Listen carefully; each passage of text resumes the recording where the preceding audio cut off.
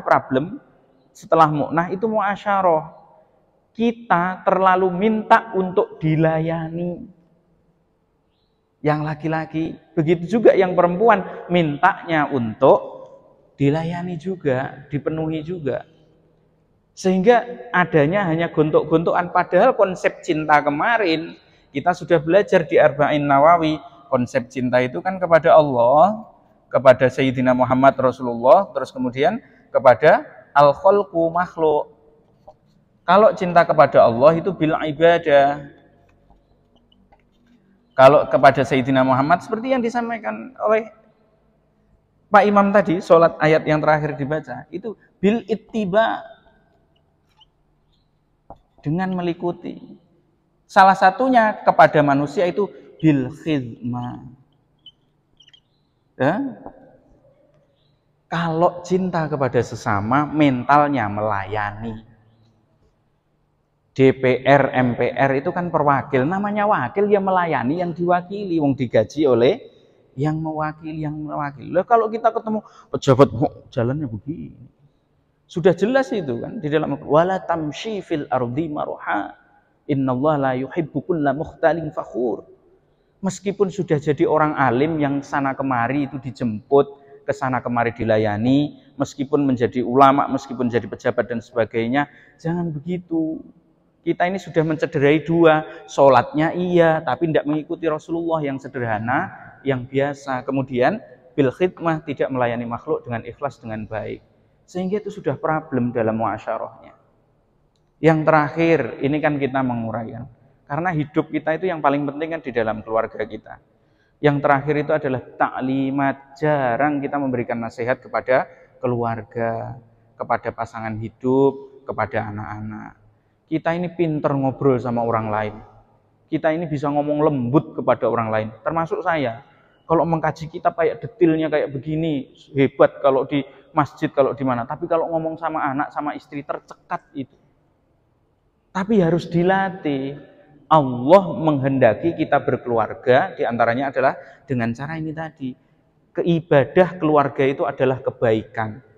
Dan untuk menjaga kebaikan itu tahu ilmu kebaikannya. Satu, sah di hadapan Allah, lakukan ibadah yang baik. Dua, lakukan perintah-perintah hamba-hambanya Allah yang mulia, para nabi, malaikat, dan ulama. Nah, terus kemudian kita harus bisa menenteramkan hati. Tapi ingat ujiannya di sini. Sebelum menikah dibelok-belokkan. Nggak usah nikah dulu, kelamaan. Nanti sebelum nikah kita pacaran saja dulu, biar kita kenal. Pacaran 1 tahun, 2 tahun, akhirnya terjadi hal-hal yang tidak diinginkan. Na'udzubillah. Setelah terjadi hal-hal yang tidak diinginkan, tidak jadi dinikahi. Yang rugi siapa? Rugi semuanya.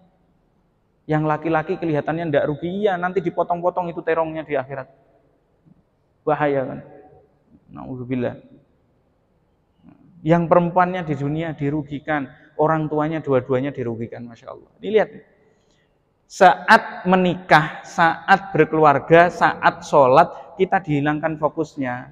Alladzina hum fi sholatihim, apa yang mana? Sahun. Ya. Jadi celakalah orang yang sholatnya lupa, lalai.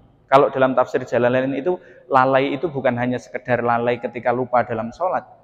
Lalai sampai terlewat waktu sholatnya. Masya Allah. Ini pelan-pelan ya. Dan yang terakhir itu adalah sesudah kita melakukan kegiatan itu dibatalkan. Kita sudah selesai menikah. Akhirnya yang perempuan suka menuntut, yang laki-laki boleh. Nauzubillah. Ya punya anak-anak juga begitu. Kadang-kadang kita ini hilang rasa nikmatnya. Sama seperti gaji. Kita belajar tentang fikih muamalah dalam ujroh. Barokah dalam ujroh itu ada 3. Ujroh atau gaji ini biasanya datang itu bentuknya 3 kali. Dan ini menandakan lemahnya iman. 1, ketika dia datang pertama kali, merasa banyak dan hati bisa syukur. Pertama kali kita punya uang 1 juta. Terasa sangat banyak dan kita mengucapkan syukur alhamdulillah dengan besar sekali. Alhamdulillahirabbil alamin. Setelah uang 1 juta itu datang setiap bulan, menjadi rasanya biasa. Saat biasa, ya biasa saja. Hambar. Nah ini sudah mulai masuk dalam kategori kufur. Nah nanti kalau sudah terbiasa banyak dapat uang 1 juta, terus kemudian di sini menjadi kurang. Terus kemudian durhaka. Allah tidak adil, dari dulu saya dikasih 1 juta saja. Masya Allah. Ini kondisi ketika kita seperti ini. Ujian dalam kebaikan itu begitu. Kadang-kadang kita punya uang, mohon maaf ya. Jadi kita benar-benar menghargai rizki dari Allah. Bahasanya Ustadz Firanda itu saya cocok, bahasanya beliau itu menyampaikan. Kamu kalau lihat rumah tetanggamu baru, yang megah, lihat mobil tetanggamu yang keren, itu tidak usah tertarik. Karena apa yang kau miliki itu sungguh sebenarnya sudah menggelapkanmu nanti di akhirat hisabnya. Kok kamu masih tertarik dengan rumah dan mobil tetanggamu? Itu sampai begitu. Beliau menyampaikan seperti itu. Kita kutip kan. Artinya ada kebaikan yang beliau sampaikan seperti itu.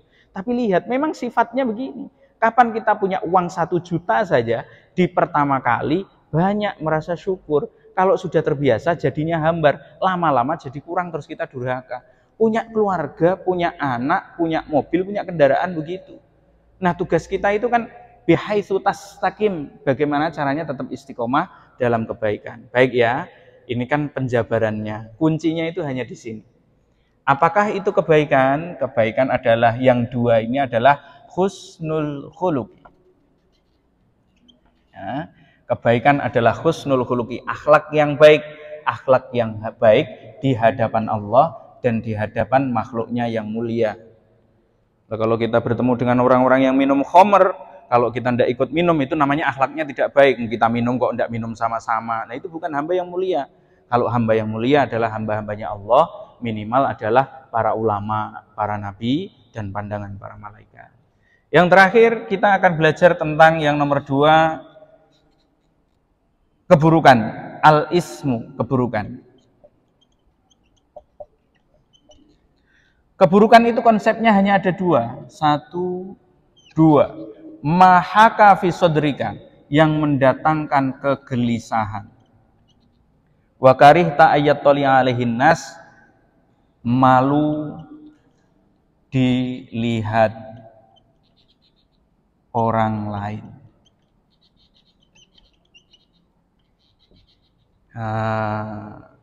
Orang kalau sudah sembunyi-sembunyi, terus kemudian hatinya gelisah, maka dia pasti sedang melakukan keburukan atau dosa. Ustadz, saya itu sholat lail, tapi kan saya tidak mau dilihat orang lain. Nah, sholat lail yang tidak dilihat orang lain, ini kan dia tidak gelisah. Kalau tidak gelisah berarti tidak masuk syarat keburukan. Meskipun disembunyikan dari orang lain, kebaikan menenteramkan, dia tidak gelisah. Tapi kalau keburukan itu pasti gelisah, kemudian dia malu dilihat oleh orang lain. Konsepnya hanya itu. Sehingga kalau kita ditanya setiap mau melakukan apapun, kalau kita tidak hafal kaidahnya, kita tidak mengerti rukun, syarat dan sebagainya, pastikan itu tadi. Ini yang saya lakukan bagaimana ya? 1, apakah sudah tepat dalam akhlak, sah di hadapan Allah, sah di hadapan Rasulullah, dan apakah ini bisa menenteramkan hatiku? Kalau iya, bismillah, tidak usah ragu. Kalau yang kedua, seandainya yang saya lakukan ini kok belum melakukan saja sudah gelisah.